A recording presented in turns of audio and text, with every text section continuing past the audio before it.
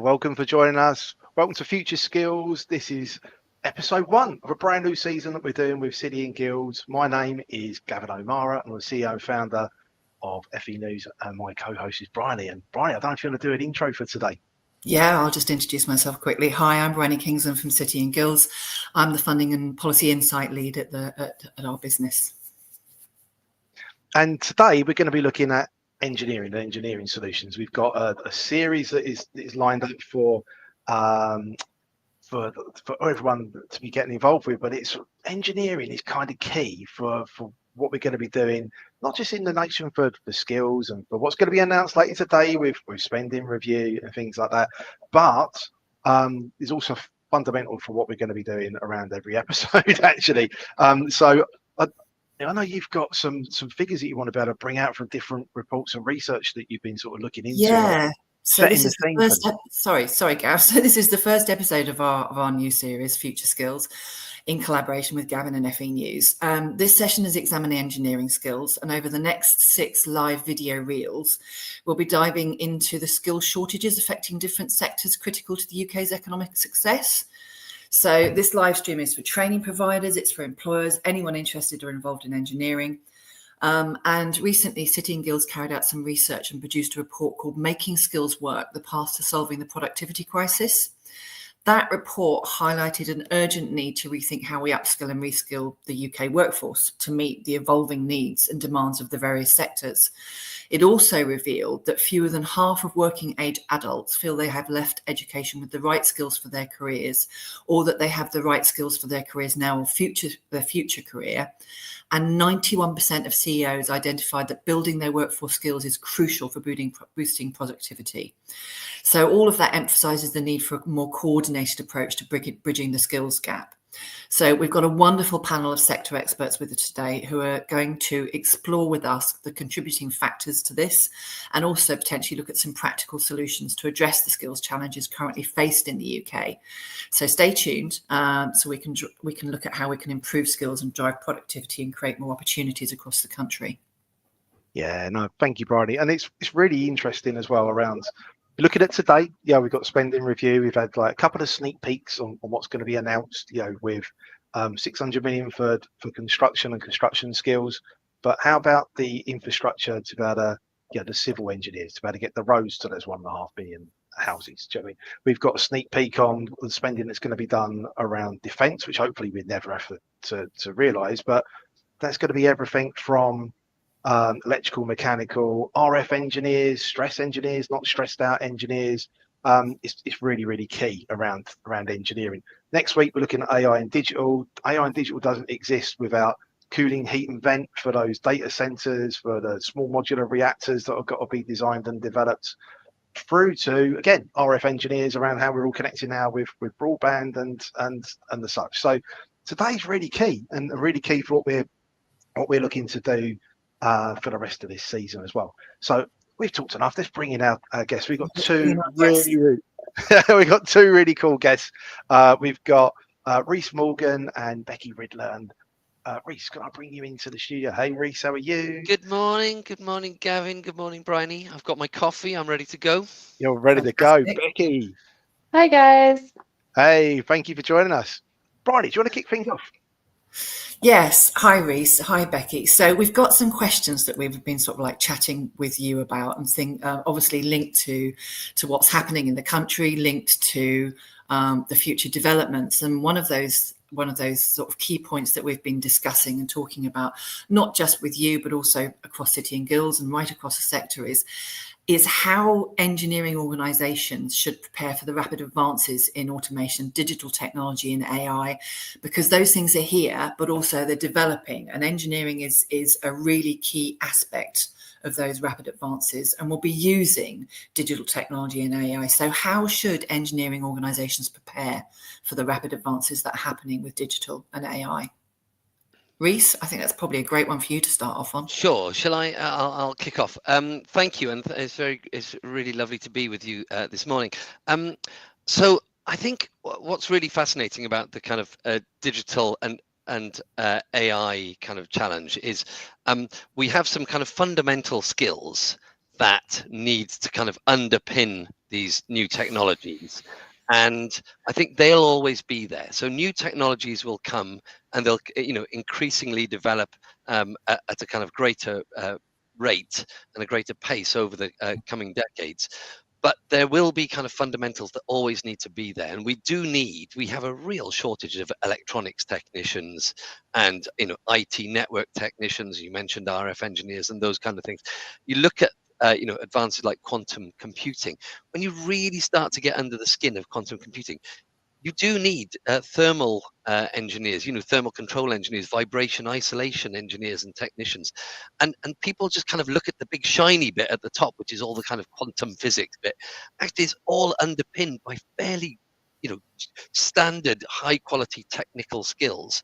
And we're just not creating enough of those right across the economy, whether it's in net zero transition or these kind of advanced technologies. So I think, so we will still need those fundamental skills. But I think the really key thing for me is that we need a qualification system and a regulator that is flexible enough to enable agility in qualifications, so that we're not spending 4 or 5 years developing new qualifications. Actually, micro qualifications should be developed within a few months, out into the market, and they might only last 18 months, 2 years, because the technology will have moved on. So we need that agility in the system to enable those qualifications to match the technologies. Rhys, in a sort of addition to that, and Becky, you might want to jump in on this, do you think that from a careers advice and guidance point of view, that there is a good enough understanding out there in schools and colleges, but also in the careers advice and guidance offer that we've got, that understands, because I think a lot of people still think of engineering as being a bit of a dirty job, but actually increasingly, as you've just pointed out, engineering, some of the roles in it and that are appearing in engineering and developing engineering are incredibly interesting and not dirty at all. So what's your view on the careers advice and guidance offer that's out there? Do you think it's comprehensive and knowledgeable enough about the developments? Becky, do you want to have a go? Yeah. So with this one, it's a key point that Not Just Girls looks at a lot. With the students that we help mentor when we go into schools, was finding the main issues that the careers advisors aren't informed. A lot of the time, these careers advisors are pushing the typical route. So engineering is hands-on mechanical. They're not talking about the sub-levels that go into engineering. So you have, obviously for me, a big problem with girls wanting to go into engineering. They don't want to get their hands dirty. They don't want to be building stuff. They still want to be involved, but they're not sure how. And I think we need to build a comprehensive guide for these careers advisors, for parents, the whole adult support system that students have, to give them a better understanding of what different areas are engineering. It's not always wearing a boiler suit, getting on the floor, getting dirty, being covered in oil. It's very much, hands-on. It can be digital. It can be project management. There are so many different aspects there, especially with the rise of AI and technology at the moment, that engineers aren't just hands-on anymore. And I think until those careers advisors and parents and carers are aware of all those different areas of engineering, you're leaving the students at that stuck point, because they want to go into engineering, but they're not sure kind of the paths or the different disciplines available. And I think that's where the real bottleneck is coming from.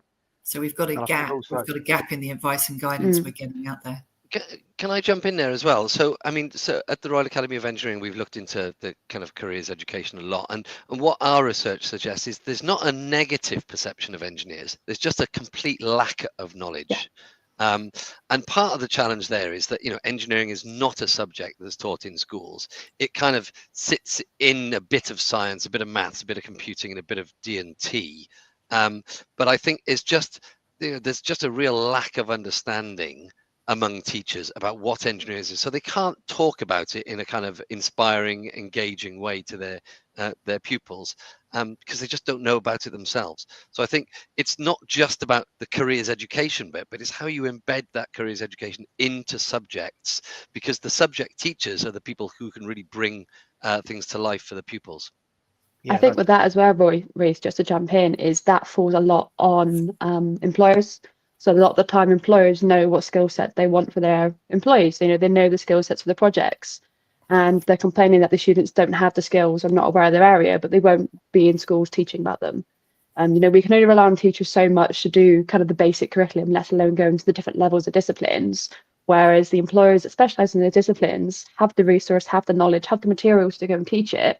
And I think the curriculum needs to allow for more space for employers to interact with those students to help kind of fill that gap there. I was talking to kind of a careers advisor at school the other day, and they said the curriculum is too full to allow employers in.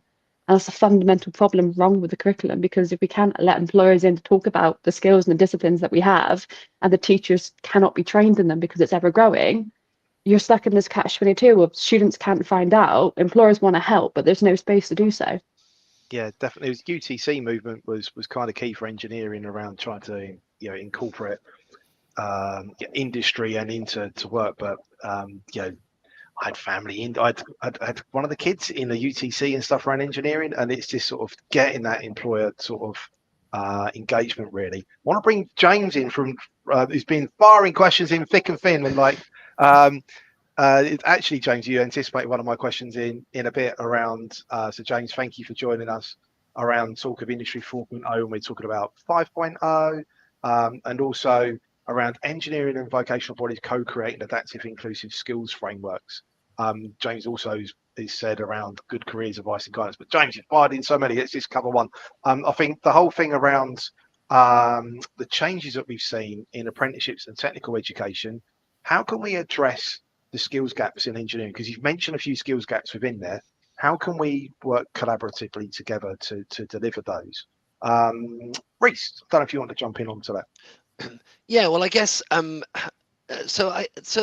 was interesting what happened with I-FATE and the employers driving apprenticeship standards, because that was, for the first time I felt, a real engagement between employers and government, albeit a kind of a non-departmental body, to set skill standards for qualifications for apprenticeships. And of course, T levels are based on those occupational standards that come from those employer designed standards. So we can see it working, but I think we need more flexibility in there as well, because of course City and Guilds delivers the engineering manufacturing T level standard, but that's kind of fixed now for the next 5 years or whatever it might be. How do we build in flexibility and agility into that? Because technology is changing so fast, we need awarding organizations to be able to adapt and change those qualifications to fit the new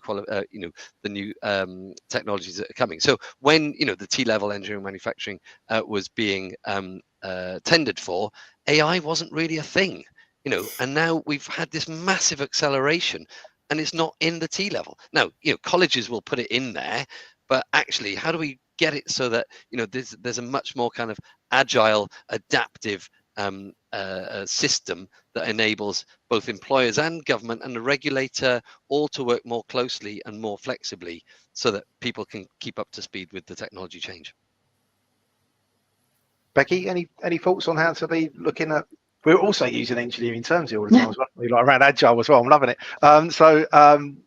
Becky, anything you want to be able to add in around how we can address those skills gaps in engineering? So I'm hoping, obviously, with I-FATE being kind of the reform with the Skills England at the moment, that they're going to bring in a forum basically for employers to have that quick say with how fast the skills are developing at the moment, and the need for AI and kind of the more technology skills to come in place. There needs to be a forum or a means of communication for employers to go, look, we need this standard, it needs to have these qualifications and these skills in it.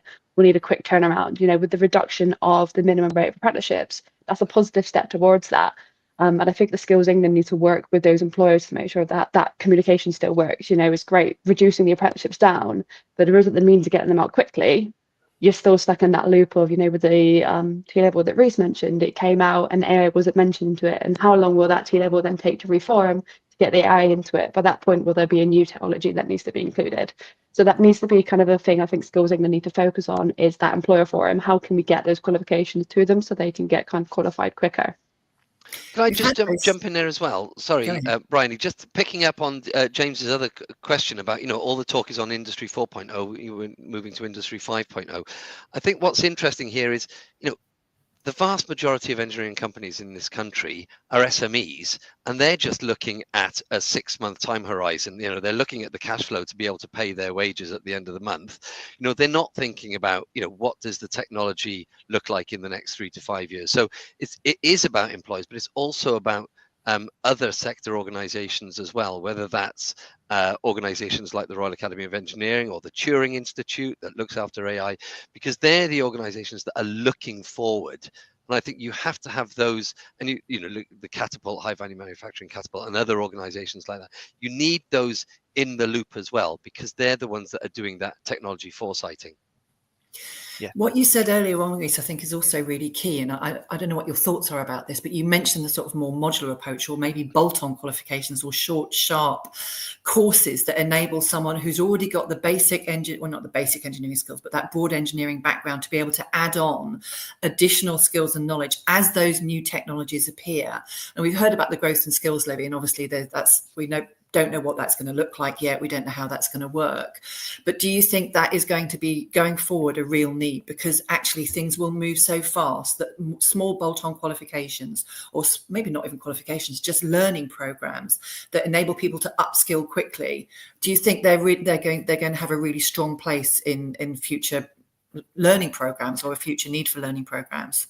Yeah, I think they will, and I think, you know, I'm probably not going to have many fans when I say this, but you know, I think the government's idea of removing level 7 apprenticeship qualifications from public funding is probably a good thing, because you don't need to put someone on a level 7 apprenticeship. They probably just need some short duration qualifications, like micro qualifications that last 2 to 3 months, 6 months, you know, to get them up to speed with whatever new technology that, you know, the company's being adopting, and that lends itself to micro qualifications. I think, you know, apprenticeships, they're competency-based qualifications. They should be long duration, and they don't fit that kind of modular approach. So let's not try and fit like everything into apprenticeships. I think the growth and skill levy of flexibility of, you know, funding for different types of qualifications is the right way to go. And I hope that will encourage and stimulate more businesses to invest in their workforce upskilling. Becky, any thoughts on that at all? Yeah, so I think for me, so I did a digital and technical apprenticeship to get my degree, and it was very much a case of when I first applied to it and first started, it was very relevant. Now, 4 years later, the skills aren't the same anymore. You know, the skills that I was being taught that were new and edging and cutting are the basic Monday day-to-day running. And I think if I had the option during that of those bolt-ons that Reece mentioned, of this is something that's quickly came out, you know, here's 6 months kind of assessment, competency development on this to do during my apprenticeship or when I finished, that would have been amazing, because then I would have a base level qualification with those skills add on, you know, having that skill in generative AI or whatever that technology is alongside the qualification that my apprenticeship gave me would have put me in a much better position in industry. Whereas at the moment, yes, I have a degree in a relatively field, but those skills for AI and, you know, like we're talking about the next generation of industry, I don't have. And apart from doing, you know, YouTube videos and informal qualifications, there's no skills or bolt-on qualifications at the moment yet to fundalize that and kind of put that official stamp on it. And yet we've got that really fast-moving skills sort of taxonomy happening at the moment, with a real need for the current workforce to upskill on a regular basis. And actually the best and most probably cost-effective way of doing that is with the sort of small bolt-on modular type qualifications. Yeah, we really need to. I know we've got the lifelong learning entitlement coming at us, but it's not until 2027. And a lot of the qualifications in those, they're looking at 300 guided learning hours, which I think is possibly too big for some of the offer. That really need to be something much more agile, as Reece has said, and as you've said, Becky. Great. Becky, I mean, going into that and sort of like taking it further, at the moment, women only make up 16% of the UK STEM workforce.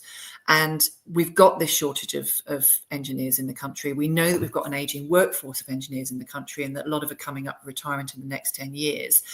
If we're really going to meet the needs of the STEM workforce and engineering, how are we going to help the sector, or how should the sector work to improve inclusion and representation of women and all minorities in the STEM workforce going forward? I think the big thing for this inclusion and diversity comes down to a simple thing. You can't be what you can't see. A lot of the students I go to and talk to at schools and I mentor, when they look up and say they want to do engineering, I go, great, you know, what's stopping you getting there? They go, but we don't exist. It's kind of like, what do you mean you don't exist? I'm a female engineer, I'm talking to you. But whenever they go to careers fairs or work experience, or companies come and talk to them, they don't see themselves in those roles. It's always, and I hate to stereotype, but it's a white man attending. because that's what the stereotype is in engineering. So you have these young girls or people in those diversity with protective characteristics not seeing themselves. They just assume that people like them have tried but failed. And that's a really negative thing. I know one of the first talks I did in school, I had a bunch of 12 and 14-year-old girls come up to me asking me how I became an engineer. I went to college, I did engineering, I did an apprenticeship, and I got a degree in engineering. But then they go, how? Well, I went to college, I got my engineering qualifications, I don't quite understand. But they didn't get it because I was female, and they hadn't seen any other female engineers. And that put me in that position where, whether I liked it or not, I realized I was a role model for those students, and I had a position of power that I had to share to showcase them that we can. And I think that's a big thing that companies need to work on. It's not just going kind of rolling out your diversity people for those certain events, but showcasing them all year round, hitting those markers. You can't ask young kids to join engineering in diversity kind of backgrounds if you don't have the representation in your company already. I think that's the key thing employers need to put more effort towards. Reese, any views on that at all around how to better increase diversity in STEM and engineering? Yeah, so I think we have to really see this as a complex systems challenge. It starts in school, but it does happen, it does go right through into industry as well. So, and we do, so just picking up on Becky's point there, you see subject choices being made at age 14 around GCSEs. Just 15,000 girls chose computer science GCSE last year out of 300,000. So that's just 5% of girls doing computer science GCSE. One of the subjects that leads to engineering. You look at physics at A level, just 9,000 girls took A level physics. That's 3% of the entire female cohort.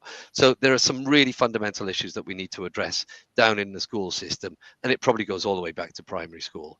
And as Becky says, getting girls to understand that they are perfectly capable and able to do engineering and have role models.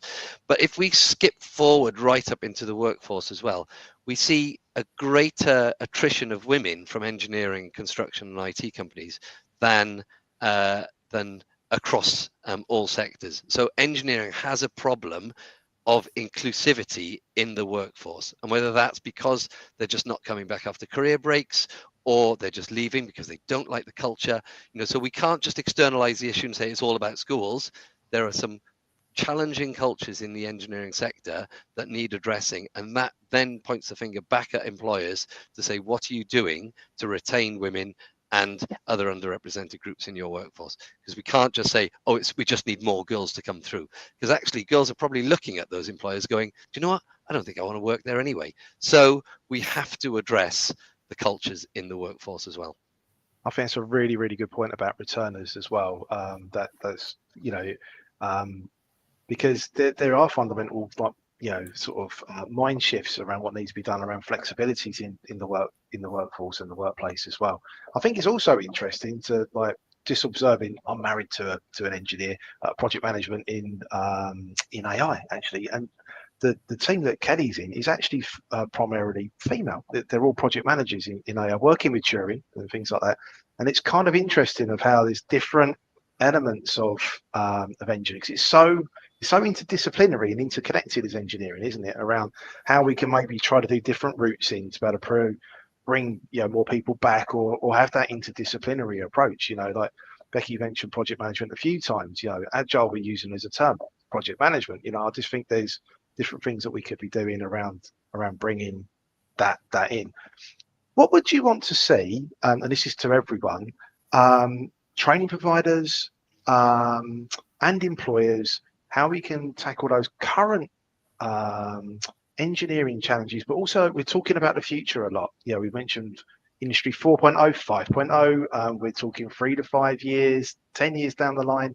What do we need to do to tackle those challenges? You mentioned schools, you mentioned returners. We're going to work for a very long time in our current sort of situation. What do we need to do to be able to sort of get those sort of fundamental pieces together to be able to fix the puzzle? Reese. Where to begin? That's not a big question. still not even 10:30 in the morning. So I think